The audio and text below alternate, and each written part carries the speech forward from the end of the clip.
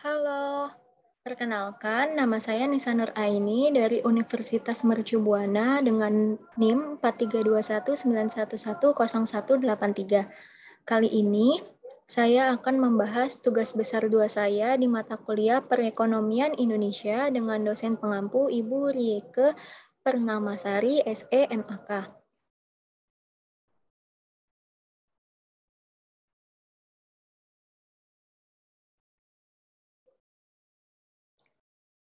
Di sini bisa kita lihat deskripsi tugasnya yaitu buatlah satu video bernarasi dengan membahas tentang dua masalah kondisi perekonomian di Indonesia, yaitu sebagai berikut. Yang pertama itu ada konsep dan tujuan dari kebijakan pemerintah mengenai otonomi daerah sebagai salah satu percepatan pembangunan di Indonesia. Yang kedua itu ada masalah yang timbul akibat dari otonomi daerah ini dan kebijakan yang dilakukan oleh pemerintah pusat. Yang ketiga, yaitu memberikan penjelasan tentang kebijakan fiskal yang dilakukan oleh pemerintah guna percepatan pembangunan struktural di Indonesia. Yang keempat, kaitkanlah hubungan kebijakan percepatan pembangunan tersebut bagi peran Indonesia dalam menghadapi globalisasi ekonomi.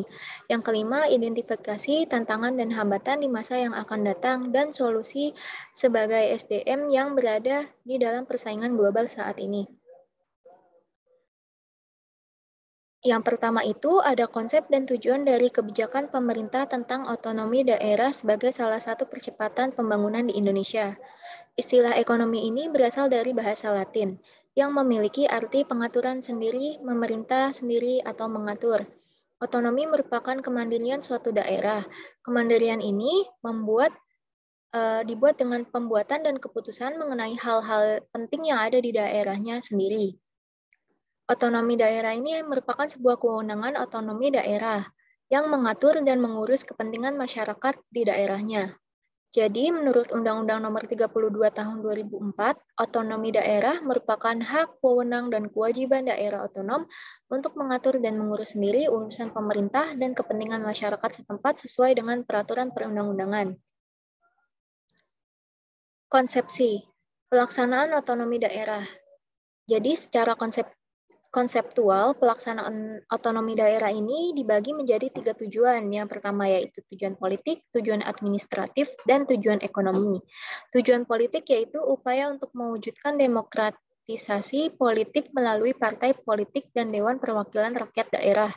Tujuan administratif yaitu merupakan perwujudan tujuan administratif yang ingin dicapai melalui pelaksanaan otonomi daerah.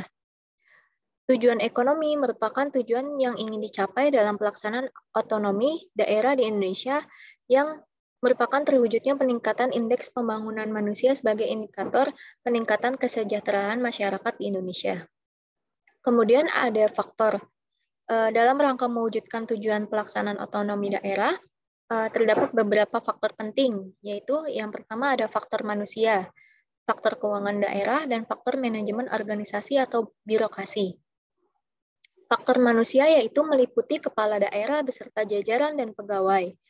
Faktor keuangan yaitu dana perimbangan dan pendapatan asli daerah. Dan faktor manajemen organisasi yaitu ditata secara efektif dan efisien sesuai dengan kebutuhan pelayanan dan pengembangan daerah. Yang kedua, ada masalah yang timbul akibat dari otonomi daerah ini dan kebijakan apa saja yang dilakukan dari pemerintah pusat guna mengatasi masalah tersebut. Jadi, sejak diberlakukannya otonomi daerah ini, banyak dari masyarakat yang membahas aspek positifnya. Memang hal ini dirasakan bahwa membawa banyak perubahan di dalam otonomi daerah ini. Akan tetapi, seiring dengan berjalannya waktu, otonomi daerah ini ada beberapa kendala di dalamnya. Jadi masalah-masalah ini yaitu yang pertama adanya eksploitasi pendapatan daerah.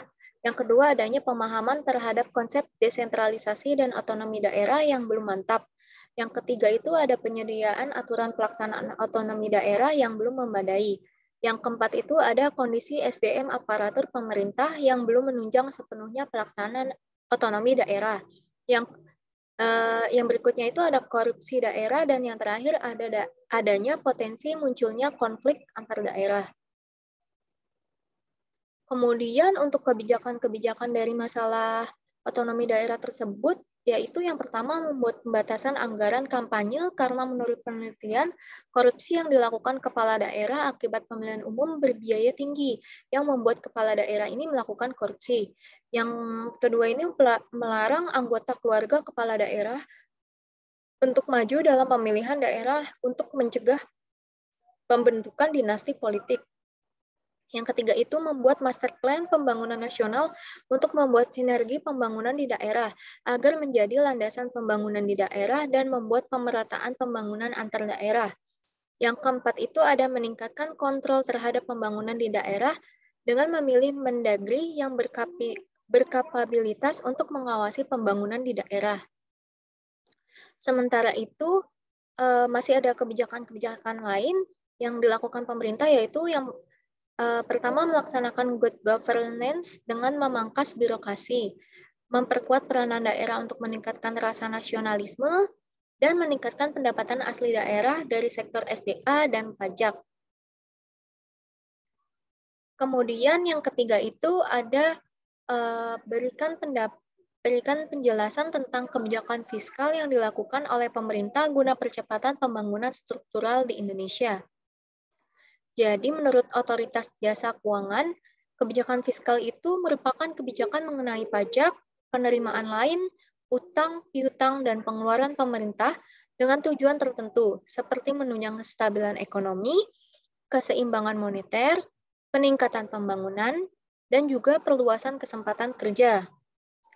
Kebijakan fiskal ini merupakan kebijakan ekonomi yang dibuat oleh pemerintah untuk mengarahkan perekonomian dengan perubahan pengeluaran dan pendapatan pemerintah. Instrumen utama yang digunakan dalam kebijakan fiskal yaitu pengeluaran pemerintah atau belanja negara dan pajak. Tujuan adanya kebijakan fiskal sendiri yaitu yang pertama menciptakan stabilitas perekonomian negara, yang kedua menciptakan pertumbuhan ekonomi negara, yang ketiga ada memperluas lapangan pekerjaan, yang keempat ada menciptakan keadilan sosial termasuk dalam distribusi pendapatannya, yang kelima yaitu menstabilkan harga atau mengatasi inflasi. Kebijakan fiskal juga ada instrumen-instrumennya, yaitu yang pertama kebijakan perpajakan, merupakan kebijakan fiskal yang memiliki otoritas publik yang kuat dan mempengaruhi perubahan pendapatan, investasi, dan juga konsumsi. Yang kedua yaitu ada kebijakan pengeluaran pemerintah. Kebijakan ini memprioritaskan pengeluaran pemerintah untuk sektor yang penting dan mendesak, seperti pembukaan sekolah, pembangunan jalan umum, jembatan, jalur transportasi, serta biaya operasional pemerintah. Yang ketiga itu ada kebijakan pembiayaan defisit. Merupakan instrumen kebijakan yang dikeluarkan apabila pemerintah mengalami defisit atau jumlah pengeluaran lebih besar dibandingkan pendapatannya. Yang keempat itu ada kebijakan utang publik. Di sini kebijakan yang dikeluarkan apabila kebijakan pembiayaan defisit dinilai tidak cukup untuk memenuhi pengeluaran publik. Kemudian yang keempat yaitu ada kaitkan hubungan kebijakan percepatan pembangunan bagi peran ekonomi dalam menghadapi globalisasi ekonomi. Globalisasi merupakan istilah yang berhubungan dengan peningkatan yang mencakup seluruh aspek atau bersifat universal yang ada di seluruh dunia. Peningkatan ini bisa dilihat melalui perdagangan, investasi, perjalanan, budaya populer, dan bentuk interaksi yang lain. Atau bisa dikatakan bahwa dengan adanya globalisasi akan membuat seluruh dunia menjadi selaras. Hal ini erat kaitannya dengan percepatan pembangunan dan juga pertumbuhan ekonomi yang ada di Indonesia. Indonesia harus menerus meningkatkan pertumbuhan ekonominya agar tidak terjadi ketertinggalan di antara negara-negara lain. Selain itu, untuk semakin mempermudah kerjasama antar negara lain, perlu diadakannya peningkatan pertumbuhan di segala aspek, terutama untuk pertumbuhan ekonominya. Salah satu bagian dari pembangunan nasional juga dilihat dengan adanya pembangunan infrastrukturnya. Pembangunan infrastruktur ini diyakini juga sebagai roda penggerak dan pertumbuhan ekonomi. Karena dengan adanya infrastruktur yang memadai, kegiatan ekonomi yang ada di Indonesia akan semakin mudah dilakukan, sehingga akan selaras maju dengan pertumbuhan ekonominya. Kemudian yang terakhir ada identifikasi tantangan dan hambatan di masa yang akan datang dan solusi dari Anda sebagai SDM yang berada di dalam persaingan global saat ini. Jadi di saat ini kita tengah dihadapi dengan adanya virus yang menyerang populasi manusia yang ada di seluruh dunia. Pandemi ini membuat roda ekonomi sempat terhenti ya. Kemudian globalisasi ini juga telah menuntut manusia untuk selalu siap dalam menghadapi perubahan yang terjadi di dunia, serta persaingan di tingkat internasional. Oleh karena itu, persaingan global saat ini menjadi semakin ketat. Ini merupakan tantangan dalam persaingan globalisasi, yaitu yang pertama, perubahan perilaku konsumen dan pola perdagangan global. Mengingat pandemi ini membuat sikap konsumen lebih selektif akan keamanan pangan dan higienitas menjadi prioritas, serta pandemi ini juga membuat sistem perdagangan harus bertransformasi dalam ekosistem digital. Yang kedua itu ada proteksionisme perdagangan dan meningkatnya hambatan perdagangan. Di antaranya pemberlakuan tarif oleh negara mitra dagang, kewajiban lisensi impor dari negara mitra dagang, dan sustainable issue yang mana produk ekspor harus bersifat ramah lingkungan. Kemudian ada perundingan kerjasama perdagangan menjadi sulit diselesaikan.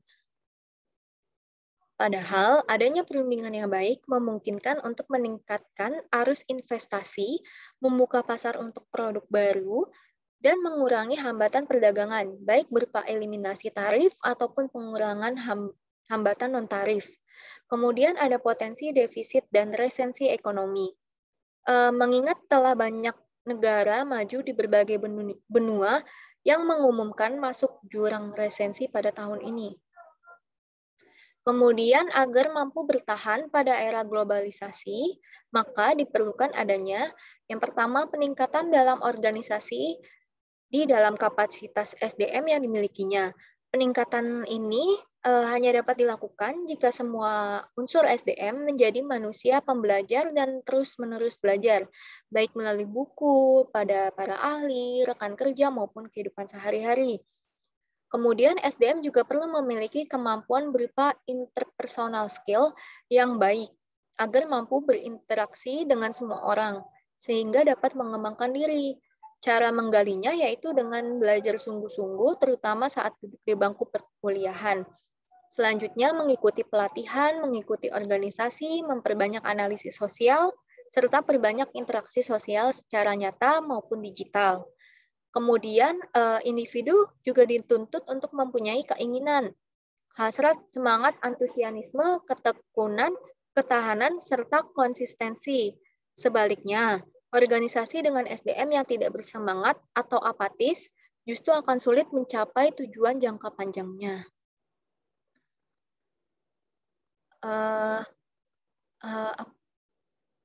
Demikian yang dapat saya sampaikan untuk tugas besar 2 di mata kuliah perekonomian Indonesia saya.